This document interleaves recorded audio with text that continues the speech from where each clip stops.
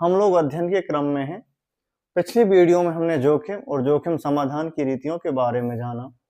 जैसा कि मैंने कल आपको बताया हुआ था कि हम लोग बीमा के सिद्धांत पढ़ेंगे और आज हम पहला सिद्धांत जानने वाले हैं। बीमा का पहला सिद्धांत, जिसको कि हम परम सद्भाव के सिद्धांत के नाम से जानते हैं। परम सद्भाव का सिद्धांत, सद्भाव का सिद्धांत, इसी को इंग्लिश में theory of utmost good faith कहते हैं। इसका मतलब ये होता है कि प्रपोजर जो भी जानकारी देगा वो यथार्थ सत्य होगी, और जो आप बीमा का फॉर्म भरते हैं वो प्रपोजर यानी कि बीमा धारक द्वारा भराया जाना चाहिए, और उसमें जो भी मटेरियल फैक्ट या जो जानकारी दे रहे हैं वो यथार्थ सत्य होनी चाहिए। और यदि उसमें असत्यता पाई जाती है तो वो इस सिद्धांत को पूरा नहीं करती, और इस सिद्धांत को पूरा न करने के कारण आपको मिलने वाले लाभ हो सकता है ना मिले। ये कहता है परम सद्भाव का सिद्धांत। यानी कि आप जब भी पॉलिसी लें, एक एक जानकारी यथार्थ सत्य दें ताकि वो इस सिद्धांत की पूर्ति कर सके। हाँ, कुछ चीजें ऐसी होती हैं जो हम लोगों के समझ में नहीं आती, उनको जानकारी देना भले ही ना हो क्योंकि वो आपको पता नहीं था, लेकिन जितनी जानकारी आप अपने विषय में जानते हैं वो यथार्थ सत्य दें ताकि इस सिद्धांत की पूर्ति हो सके।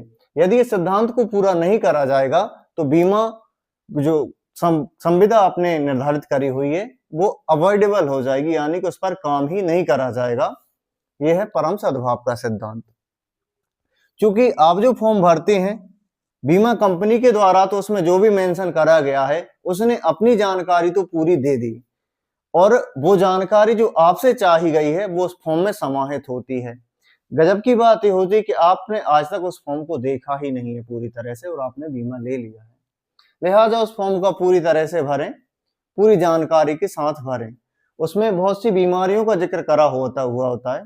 यदि आपको उनमें से कोई भी बीमारी है तो उस पर हाँ करें, और यदि वो बीमा कंपनी ताकि उस पर अपना रिस्क का एवेल्युएशन कर सके कि उसकी रिस्क को स्वीकार करना है अथवा नहीं करना है इत्यादि, ताकि उनको एवेल्युएट करने में सहायता मिलती है बीमा जो कि अंडरराइटर करते हैं इस विषय में।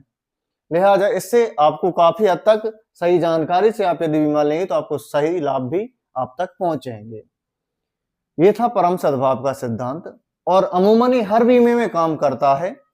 और यदि मैं बात करूं, हम लोगों का अध्ययन का विषय जीवन बीमा है, तो जीवन बीमा में एक धारा आती है, धारा 45, बीमा अधिनियम 1938 की धारा है, धारा 45। और धारा 45 इस बात का जिक्र करती है, और ये धारा आपके जो प्रपोजल फॉर्म होता है उसमें भी समाहित होती है।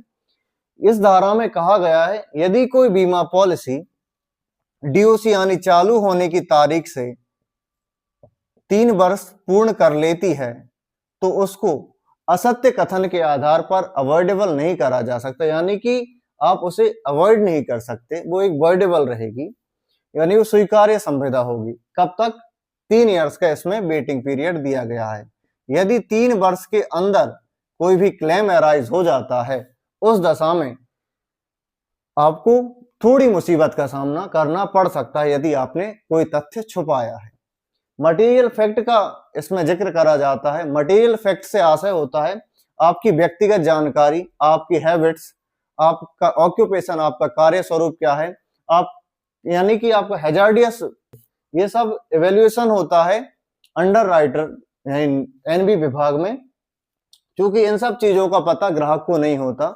लिहाजा ये वीडियो ग्राहक की जानकारी के लिए भी है कि वो यथार्थ रूप से जानकारी सत्य दें। वहीं आप लोगों ने स्वास्थ्य बीमा भी ले रखा होगा, बहुत से लोग कराते हैं।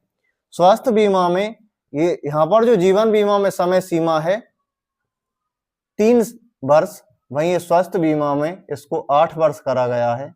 यानी कि 8 वर्ष के अंदर यदि कोई क्लेम अराइज होता है, एक टर्म आती है पीईडी, प्री एग्जिस्टिंग डिसीज, यानी कि पूर्व की बीमारियां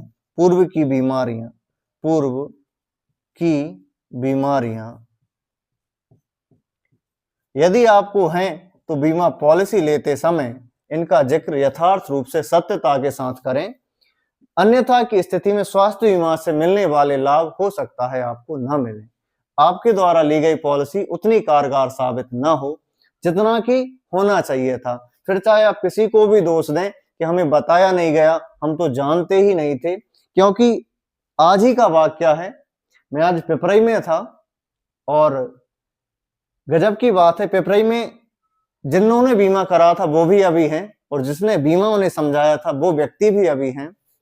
उन्होंने उन्हें बताया कि आप 3 साल तक 10-10 हजार रुपए जमा करिए, 1 साल का टोटल आपका जमा हो जाएगा 30,000 रुपया आप जमा कर देंगे और 30,000 रुपए के बदले में आपको मिलने वाली राशि होगी 9,30,000, जो कि पूर्णतः असत्य है। ऐसा LIC में, इवन किसी भी दुनिया की किसी कंपनी में ऐसा कोई बीमा नहीं है जो 30,000 के बदले में आपको 9,30,000 की राशि अदा कर दे। हुआ यह था कि मैं आज पिपराई में था और मैं संपर्क में था। मैंने पूछा तो उन्होंने मुझे बोला कि आप बताइए कोई अच्छा सा बीमा हो। तो मैंने जनरली सामान्यतः जो हम लोग बीमे बताते हैं वैसे समस्त बीमे का जिक्र उनसे करा। उनको एक भी बीमा समझ में नहीं आया। वो पलटते ही मुझसे बोले कि हमारे एक सर हैं, उन्होंने मुझे बीमा बताया हुआ था, 10 हजार रुपए 3 साल भरिए और 9,30,000 की राशि पाइए। कमाल की बात यह है कि वो अभी फरवरी में पॉलिसी मैच्योर होगी और जब उनको उससे राशि मिलेगी तो रिजल्ट चौंकाने वाला होगा। देखते हैं। तो हाँ, अपना जो टॉपिक से नहीं भटकते, हमारा सिद्धांत था परम सद्भाव का सिद्धांत, ये इस जगह काम करता है। सामान्य बीमा में भी परम सद्भाव के सिद्धांत को महत्वपूर्ण माना गया है और उसका भी यथा अक्षरशः पालन उसमें होना चाहिए। अब यहाँ पर एक टर्म जो मैंने बताया हुआ है 3 साल, यहाँ पर एक डे ऑफ ग्रेस पीरियड भी टॉपिक रहता है, मैं उसको क्लियर कर दूं। 1845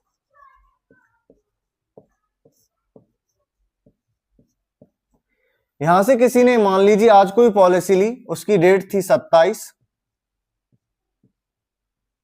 जनवरी 2026 और इसका जो डे ऑफ यानी कि इस धारा 3 के तहत जो 3 साल पूरे होंगे वो 3 साल पूरे होंगे 27/1/2029 में। जब तक यदि इस दौरान इस पॉलिसी पर कोई क्लेम आ जाता है या बीमा धारक नहीं होते हैं, उस दशा में ये पॉलिसी अर्ली क्लेम में चली जाएगी। हाँ, क्लेम भी 2 प्रकार के होते हैं, अर्ली क्लेम और नॉन अर्ली। आगे जब मैं क्लेम पढ़ाऊंगा तो आपको बताऊंगा कि अर्ली क्लेम जब होता है तो आपको किन किन डॉक्यूमेंट की जरूरत होती है। यदि क्लेम नॉन अर्ली होगा तो किन किन डॉक्यूमेंट को आपको बीमा कंपनी में प्रस्तुत करना होगा ताकि आपको बीमा की राशि मिल सके। अगला टॉपिक हम जानेंगे अगली वीडियो में। तो 3 साल यहाँ पूरे हो जाते हैं। यदि ये 3 साल भी जब पूरे होंगे, जब इनकी जो भी ड्यू डेट आई थी, ऐसे 27 दिन 27 तारीख जो है, इस ड्यू डेट पर ये पैसा भरते रहे या इससे पहले, यदि इस ड्यू डेट के बाद पैसा जमा करा जाता है तो पॉलिसी चली जाती है रिवाइवल के केस में और वहीं से आपका जो 3 साल चालू होते हैं वहां से गिनती शुरू हो जाती है। इसका मतलब यह है कि आपकी जो भी प्रीमियम की देय तिथि है, सेम तिथि में यदि जमा नहीं हो सकता तो डे ऑफ ग्रेस पीरियड के अंदर आप इसको जमा कर दें ताकि आपकी पॉलिसी पर रिवाइवल के कंडीशन लागू ना हो और आपकी पॉलिसी जो अर्ली क्लेम की कैटेगरी होती है उससे बाहर हो जाए, ताकि काफी हद तक आपको क्लेम लेते समय समस्या का सामना नहीं करना पड़ेगा। अब ये डे ऑफ ग्रेस पीरियड जो होता है वो मासिक किस्त में रहते हैं 15 दिन। मासिक यदि किस्त का आपने मोड ले रखा है तो आपको ग्रेस पीरियड का समय मिलता है 15 दिन, यानी कि ड्यू डेट के 15 दिन के अंदर आपको अपनी किस्त जमा कर देनी चाहिए ताकि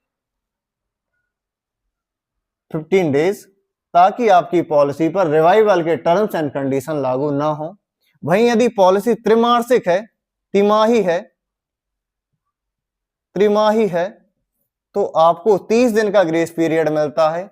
वहीं 6 माही पर भी आपको 30 दिन का ग्रेस पीरियड मिलता है और वार्षिक यदि किस्त का मोड है तो भी आपको 30-30 दिन का ग्रेस पीरियड मिलता है। इस दौरान यदि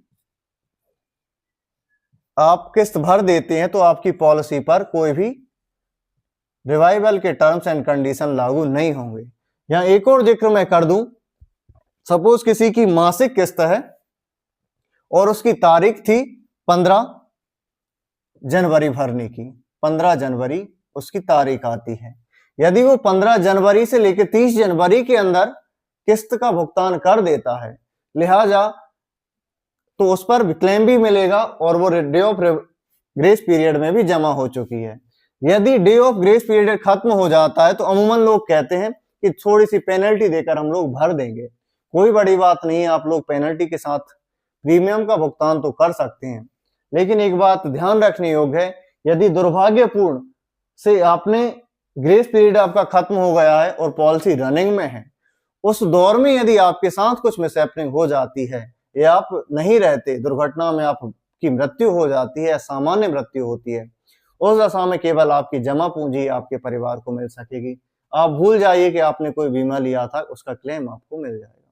लिहाजा प्रीमियम का भुगतान पूर्णतः समय पर करें और बीमा का जो आपने जिस काम के लिए बीमा ले रखा था उस उद्देश्य को बीमा आपका निश्चित रूप से पूरा करेगा। और इन सिद्धांतों का भी पालन करें। अगले वीडियो में हम अगला सिद्धांत जानेंगे। ये छोटा सिद्धांत था परम सद्भाव का सिद्धांत, जिसे आपने आज देखा। तो मिलते हैं अगली वीडियो में, तब तक के लिए स्वस्थ रहें, सुरक्षित रहें। जय हिंद, जय भारत।